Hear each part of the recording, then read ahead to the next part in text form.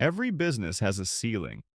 Most founders spend years trying to break it, blaming the market, the economy, or their team. But they're looking in the wrong direction.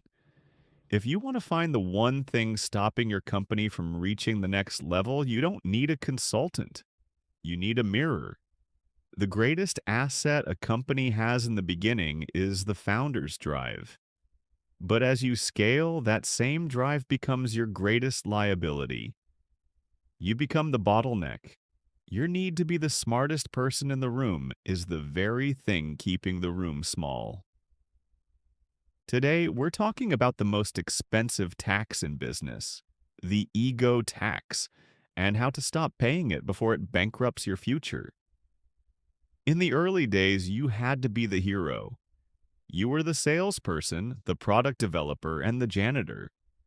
This hero complex is what got the business off the ground. But the hero complex doesn't scale. When you have 20, 50, or 100 people, you can't be in every meeting. You can't approve every email. You can't solve every crisis. If every decision still has to pass through your desk, you haven't built a company. You've built a cult of personality centered around your own exhaustion. You aren't overseeing the work, you are suffocating it. When a founder refuses to let go, they send a silent message to their team. I don't trust you to do this as well as I can. And your best people. They won't stick around to be micromanaged. They'll leave to go work for someone who lets them lead. Hi and welcome. Before we begin, I'm curious, where are you watching this video from? You can let me know in the comments. I really enjoy reading them. Now let's talk about today's topic. The logic of scaling is simple, yet for most founders, it feels physically painful to follow. If you want a business that is 10 times bigger, you have to be 10 times less involved in the daily details. Most leaders suffer from what psychologists call the work-at-the-center delusion. You believe that because you started the fire, you are the only one who can keep it burning. You mistake your constant presence for control, but in reality, it's just a lack of systems. Let's look at the math of your time. If every decision, no matter how small, requires your input, you have become a human firewall. You aren't protecting the company. You are slowing it down to the speed of your own brain's processing power. This creates a phenomenon known as the talent repellent. High performers, the kind of people who can actually help you scale, do not work for micromanagers. They work for autonomy. They work for the chance to own an outcome. When you step in to fix a project or tweak a presentation that your team has spent a week on, you aren't helping. You are disempowering them. You are telling them that their best effort isn't good enough unless it has your fingerprints on it. Over time, your best people will leave. And the ones who stay, they will stop thinking for themselves. They will wait for your instructions. They will become execution robots who lose all initiative because they know you'll change it anyway. This is how the founder's ego creates a culture of mediocrity. True scale is found in building systems that work when you sleep. It is moving from being the player, the one who scores the goals, to being the coach. A coach doesn't run onto the field during the game to take the shot for the striker. They build the strategy, they train the talent, and then they stand on the sidelines and trust the process they have built. If you find yourself in the weeds of your business every day, ask yourself, am I doing this because the business needs me or because my ego needs to feel important? Being needed feels like success, but in a scaling business, being obsolete is the ultimate achievement. If your company can thrive, innovate, and grow without you being in the office, you have finally built an asset. Until then, you just have a very expensive, very exhausting hobby, There is a dangerous seduction in being the smartest person in the room. For a founder, it feels like security. It feels like excellence. But in reality, it is the most effective way to paralyze your organization. When you are the primary source of all answers, you create a culture of permission. Your employees don't come to work to solve problems. They come to work to find out what you think the solution is. This is the expertise trap. You've spent years mastering your craft, and your ego tells you that no one can do it quite like you. And you might be right, for now. But by insisting on being the expert, you prevent anyone else from becoming one. A truly great leader isn't the one who knows everything. It's the one who builds an environment where they are no longer the smartest person in the room. They hire people who are better than them at marketing, better at finance, and better at operations. But the ego hates this. It feels like a loss of power. It feels like you're becoming irrelevant. However, the math of growth is brutal. Your company can only grow as fast as you can make decisions. If you are the smartest person in the room, the company's intelligence is capped at your own IQ. But if you hire people smarter than you and give them the authority to act, the company's intelligence becomes limitless. Ask yourself, when was the last time a team member made a major strategic decision without checking with you first? If the answer is never, you aren't leading an empire. You are babysitting a workforce.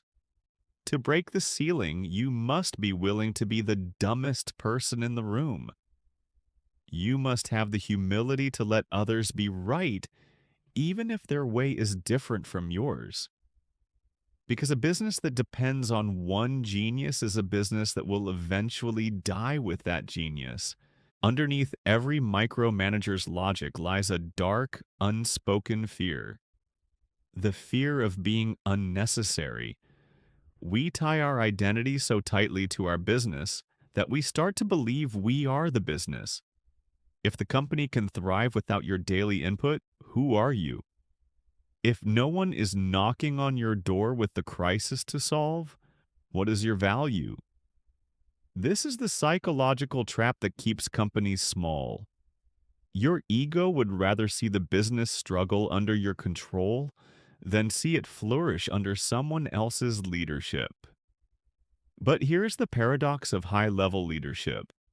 Your ultimate goal as a founder is to work yourself out of a job. Most founders think they are building an asset, but an asset that requires your constant presence is not an asset, it's an anchor. A true asset is a self-sustaining machine. It's a system that produces value regardless of whether you showed up to the office today or not. When you resist delegating, you aren't protecting the quality of the work. You are protecting your own sense of importance. You are choosing the comfort of being needed over the freedom of being successful. Think about the most successful companies in the world. Do you think the founders of Apple or Amazon are in a Slack channel right now approving social media posts? Of course not.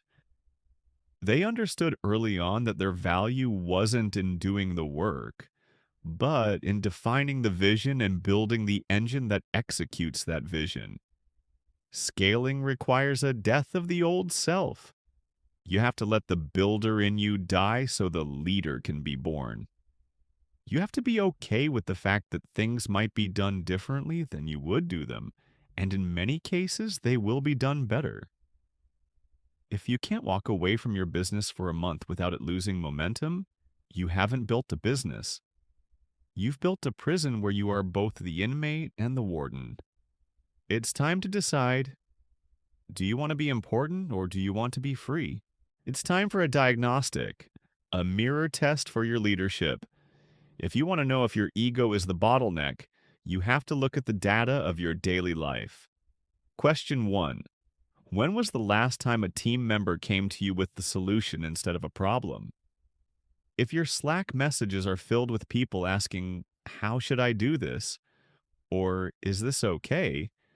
you haven't empowered a team. You've trained a group of people to outsource their thinking to you. Question 2. Do you find yourself polishing work that is already 90% there? Most founders call this maintaining quality. In reality, it's often just a way to assert dominance over a project. If that final 10% change doesn't fundamentally change the business outcome, you aren't adding value. You are just wasting time and killing morale. Question 3. If you lost your phone and internet access for 48 hours, what would happen to your revenue? If the answer is it would stop or everything would catch fire, you don't own a company. You own a complicated machine that requires you to be the battery. The ego loves to feel essential. It loves the rush of being the firefighter who saves the day. But a great founder is an architect, not a firefighter. An architect builds the structure so well that fires don't start in the first place. Look at your calendar. If it's packed with back-to-back operational meetings, where you are the one doing 80% of the talking, your ego is in the driver's seat. Breaking this habit requires a radical shift in your internal reward system. You have to stop getting a dopamine hit from solving problems and start getting it from watching your team solve problems without you. Success isn't being the hero. Success is becoming invisible. When the work is done and the goals are met, a truly great leaders team should be able to say, "We did this ourselves." To build something that lasts, you have to be willing to let your ego die. The greatest legacy a founder can leave is not a company that needs them, but a culture that outlives them. This requires moving from the center of the circle to the outside of the perimeter. Stop being the engine. Start being the engineer. The engineer doesn't push the car, they design the system so that the car moves itself. When you stop making every decision, you give your team the greatest gift a professional can receive: ownership. And when people own their work, they don't just show up for a paycheck. They show up to build something they are proud of. This is how you transition from a founder to a chairman. It's the shift from working in the business to working on the business. It will be quiet at first. Your phone will stop ringing every 5 minutes. You might feel a strange sense of loneliness as the business moves forward without your constant intervention. But in that silence is where your freedom lives. In that silence is where you find the time to think about the next decade instead of just the next hour. If you want to go fast, go alone. But if you want to go far, if you want to build a true empire, you must go together. Kill your ego. Build your system. And finally, for the first time since you started, step back and watch it fly. This is Business Explained Official. Thanks for watching.